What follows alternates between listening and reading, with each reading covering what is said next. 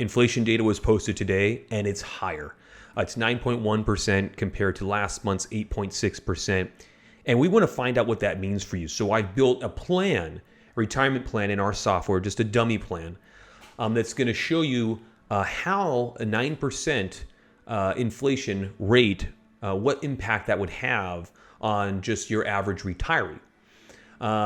Before we get started, I want to show you guys the report that was posted today.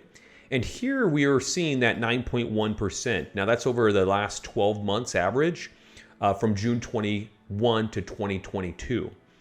Now, one good note or positive thing we can take away from this is that if you remove energy and food costs or the increase there, we're looking at about 5.9%.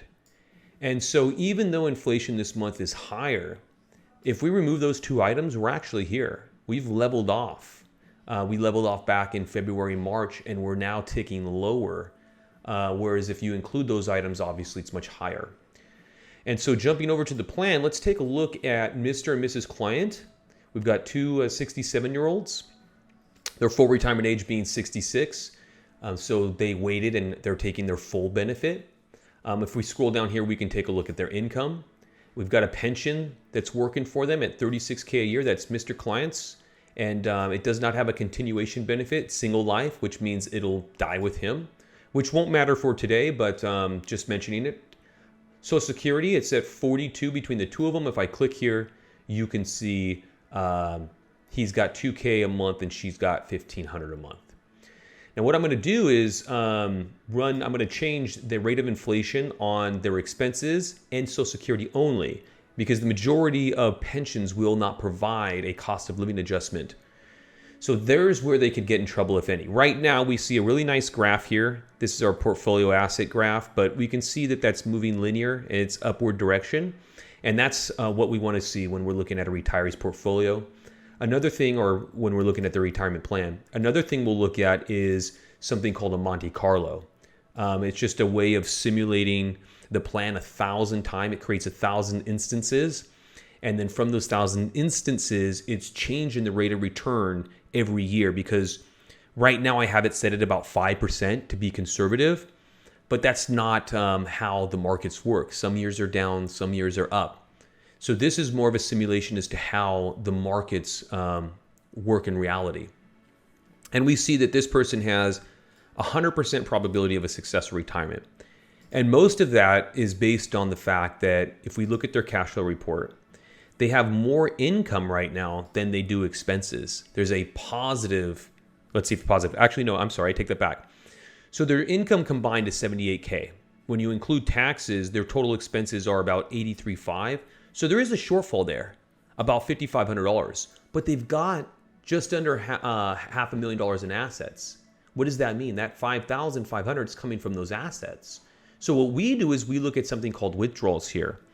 And it turns out that if this is the amount that that 5,000 divided by their portfolio, it's about 1.5%. This is what you want to watch. You want to make sure that this doesn't get over 4% based on what they call the 4% rule, which means that if you can sustain 4% in the markets and you're withdrawing 4%, and you're taking a small increase every year, obviously the cost of inflation, you want to offset it with the cost of inflation. So you got to increase the amount you distribute from the account by a little bit every year to keep up with rising cost of goods and services. But as long as you stay about 4%, you're usually okay in what we say is perpetuity, forever, all the way through retirement. You can make it. You will have capital preservation. You can live off the interest. That's a better way to say it. And here you see that we're just fine. So we have no issue, because the amount we're distributing to make up our shortfall, to make up for what we don't have for what we're short, is about 1.5% over the first several years. And then when we get to age 72, we got to take RMDs. So it artificially pushes that number up. It ends up being closer to 2.5, but we're just fine. And it grows a little bit over time, but as you can see, they'll make it all the way through. And Monte Carlo tells us they're at 100%. So what happens if I change inflation to a higher number? So I'm going to go inside of plans here. And I'm going to create a new plan.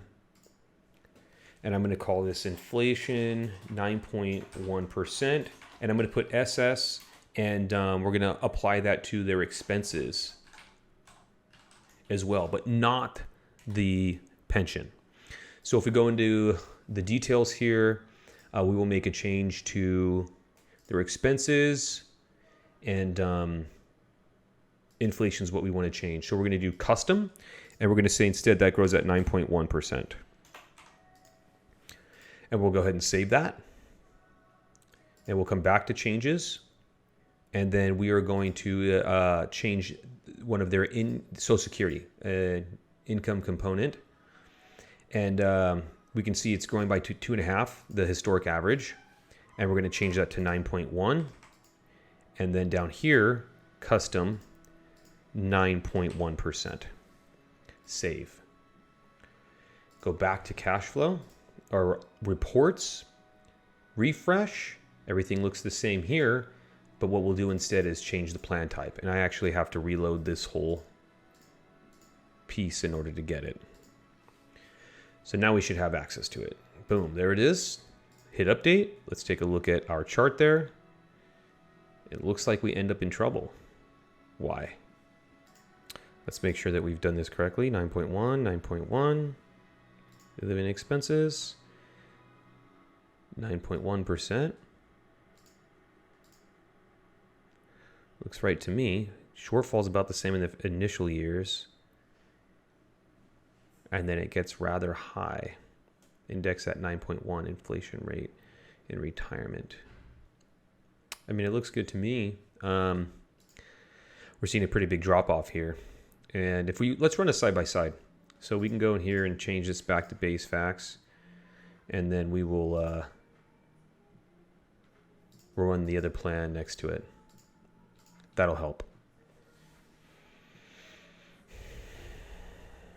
Well, that second year, I was worried about income. So we've got 38K here, and in the following year, 82.7. So we can see that the income is rising faster than it is in our first comparison, because we're applying 9.1% to the Social Security benefit. And let's make sure we did it for both. And we did. Okay, but the pension's not growing at 9.1%. So 82, 87, 93. So we can see the income is moving rather quickly. It's growing pretty fast. But let's look at the expenses, because those two are growing at 9.1%, and it's on a much bigger amount.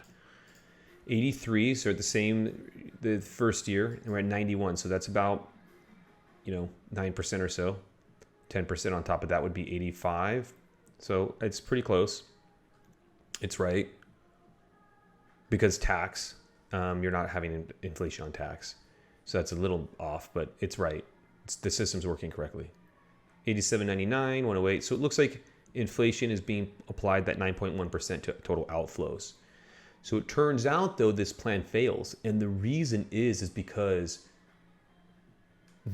your expenses, this Mr. and Mrs. Client's expenses at 9.1% are growing at a rate that's too fast, much faster than the 9.1% of half of their income. And so their shortfall, the amount that they're dependent on from their portfolio, gets larger and larger.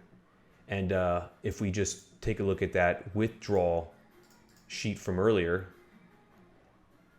or report, we see it's pretty low in that first year. It's the same. Look at the next year, it's almost 2. And then it's just a downhill roll from there. 1.5, we're at 4, and then 25%, 35, 50, and 100. So 9.1% would be devastating to this client and probably most of you. Now, obviously, as stated earlier, it's unlikely to sustain, but we could see higher levels than we did before.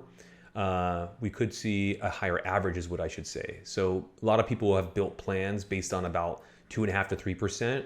If you didn't stress test that plan at something like 5 or 6%, which is where we could end up, I would encourage you to do so. If you don't have a plan built, you should probably have one built. And if you need help in either of those, with either of those, you're more than welcome to reach out to us.